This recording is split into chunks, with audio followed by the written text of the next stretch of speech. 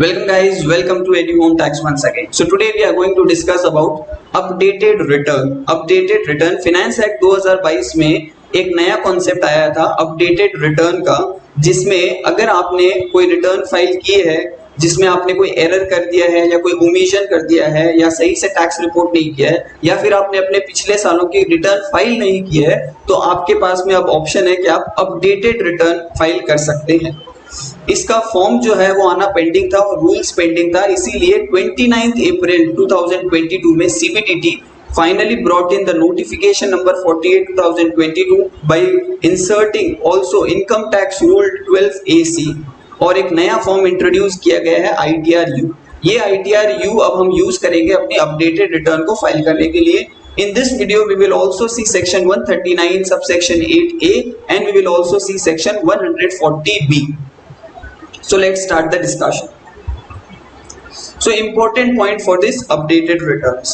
First of all, this updated return, who can file this updated return? Updated return अगर आपने पिछले सालों के रिटर्न फाइल नहीं किए हैं या फिर रिटर्न फाइल किया है बट उसमें कुछ एरर है, ओमिशन है, तो आपके पास में ऑप्शन है कि उस एरर ओमिशंस को आप करेक्ट कर सकते हैं by filing ITRU. Let us see some important points for this. Number one point, who can file this updated ITRU? So any person who is eligible to file return under section 139(8)(a), those people are eligible to file this ITRU. Second point this कि आप कितने सालों की, पिछले कितने सालों की return को अपडेटेड रिटर्न में फाइल कर सकते हैं। तो फाइनेंशियल ईयर 1920 से ये रिटर्न आप फाइल कर सकते हैं। फाइनेंशियल ईयर 1920 से आप अपनी पुरानी रिटर्न फाइल कर सकते हैं, उससे पीछे आप नहीं जा सकते। ड्यू डेट क्या है इस फाइल करने की? ड्यू डेट है 24 months from the end of relevant assessment year. Examples के थ्रू समझ सकते हैं कि अगर 1920 की आपको रिटर्न फाइल करनी है तो उसका असेसमेंट ईयर होता है 2021, वहां से 24 महीने काउंट करने हैं, तो मार्च 23 तक आप रिटर्न फाइल कर सकते हो 19-20 की, जिसको हम लोग बोलते हैं अपडेटेड रिटर्न।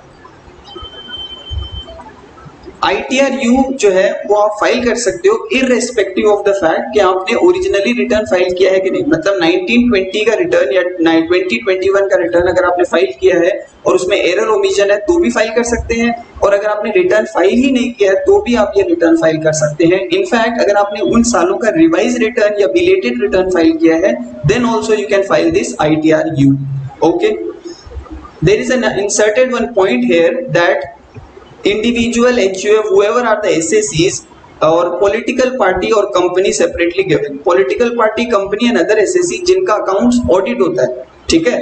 सो जिन SSCs का अकाउंट्स ऑडिट होता है और political party और company, these are compulsory to file their return through DSC, digital signature certificate, और बाकी केसेस में EVC ऑप्शन जो है उससे भी फाइल किया जा सकता है। Moving next, what are the other restrictions in ITRU?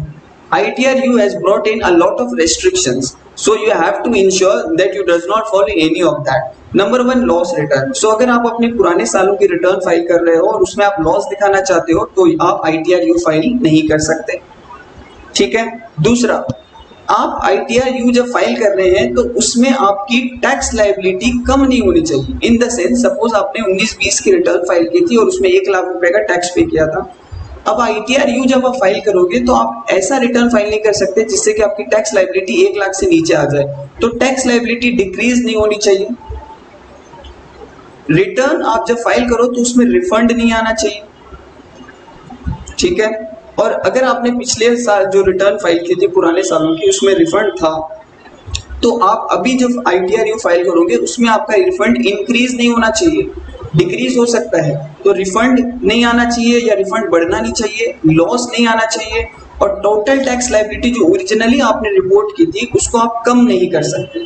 I hope this is clear. Moving next, there are some other restrictions. क्या है कि अगर आपके यहाँ पे सर्च इनिशिएट हो गया है या असेसिंग ऑफिसर ने आपसे बुक्स और एसेट्स मांगे हैं सेक्शन 132 और 132A में, या फिर आपके यहाँ पे सर्वे कंडक्ट हुआ है, असेसिंग ऑफिसर ने सर्वे कंडक्ट किया 133A में, या फिर आपको नोटिस आया है 132A के रिस्पेक्ट में, तो आप जिस साल में नोटिस आया है या जिस साल में सर्वे हुआ है, जिस साल में आपका जो बुक्स और एसेट्स मांगा गया है उस साल में आप ITRU फाइल नहीं कर सकते, और उसके पिछले 2 सालों का भी पिछले 2 सालों का भी आप ITR-U फाइल नहीं कर सकते। I hope this is clear.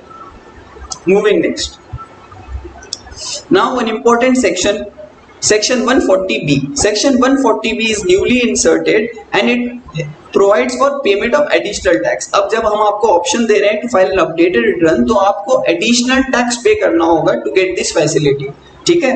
Section 139(9) भी एक इंसर्ट किया गया है जिसमें साफ साफ लिखा है आप जब अपडेटेड रिटर्न फाइल करोगे ITR-U तो उसके साथ आपको प्रूफ सबमिट करना होगा कि आपने एडिशनल टैक्स पे कर दिया है सेक्शन 140B का। So you have to submit the proof. अगर आप प्रूफ सबमिट नहीं करोगे तो your return will be declared as defective return. तो ITR के साथ साथ आपको 140B का एडिशनल पेमेंट भी करना होगा। अब वो एडिशनल टैक्स कितना पे करना है वो देख लेते हैं। हमने पढ़ा था कि 24 महीने के अंदर you can file your updated return from the end of relevant assessment year. Assessment year complete होने के 24 महीने के अंदर you can file your return. अगर आपने 12 महीने के अंदर रिटर्न फाइल कर दिया है 12 महीने के अंदर, तो जितना भी टैक्स और इंटरेस्ट आ रहा है उसका 25% और आपको एडिशनल टैक्स पे करना होगा। और अगर आपने 12 महीने के बाद रिटर्न फाइल किया 24 महीने के अंदर, तब आपको जितना भी टैक्स और इंटरेस्ट आ रहा है उसका 50% और देना होगा as an additional tax. I hope this is clear. Okay, now there are some last few small restrictions जिसमें लिखा हुआ है कि अगर आपने किसी साल का ITR-U ऑलरेडी फाइल कर दिया है, ITR-U अपडेटेड रिटर्न सपोज करिए किसी साल का आपने फाइल कर दिया है, उसी साल का वापस से आप अपडेटेड रिटर्न फाइल नहीं कर सकते। तो एक साल में एक ही अपडेटेड रिटर्न आप फाइल कर सकते हो। अगर आपके यहाँ पे प्रोसीडिंग चल रहा है assessment, reassessment, recomputation, revision of income का, ठीक है, तो आप जो है ITR-U फाइल नहीं कर सकते उस साल का। अगर आपको इन सारे एक्ट्स के अंदर black money, imposition of tax, बेनामी ट्रांजैक्शन, मनी लॉन्ड्रिंग एक्ट, इसके रिलेटेड असेसिंग ऑफिसर ने आपको कोई नोटिस भेजा है, ITR-U फाइल करने के पहले आपको इन एक्ट्स के अंदर या फिर डबल टैक्सेशन अवॉइडेंस एग्रीमेंट 90 और 90A के अंदर कोई नोटिस या इंफॉर्मेशन आया है असेसिंग ऑफिसर से, तो आप ITR-U फाइल नहीं कर सकते। अगर प्रोसिक्यूशन प्रोसीडिंग चैप्टर 22 का प्रोसिक्यूशन प्रोसीडिंग्स चालू हो गए हैं आपके अगेंस्ट पे, तो आप ITR-U फाइल नहीं कर सकते। और CBDT ने कहा है अदर पर्सन नोटिफाइड, उनको भी आप वो लोग भी ITR-U फाइल नहीं कर सकते। This has not yet been notified right now. So I hope this is clear. So finally, by way of this ITR-U, now SSEs who wants to file their old year income return from 1920 can now easily file it. Earlier, the time limit was very restricted in case of revised return. So, but now the time limit has been extended, so you can file your older tax return. Thank you so much.